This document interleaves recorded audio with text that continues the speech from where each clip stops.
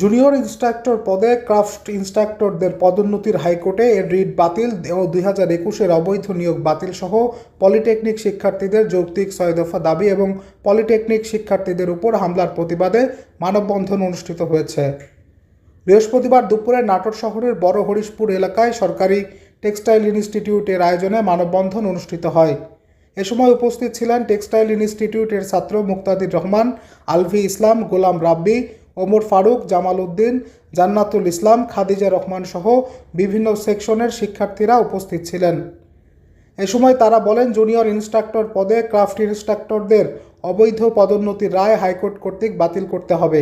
পাশাপাশি craft instructor পদবি পরিবর্তন ও মামলার সাথে সংশ্লিষ্টদের স্থায়ীভাবে চাকরিচ্যুত করতে হবে।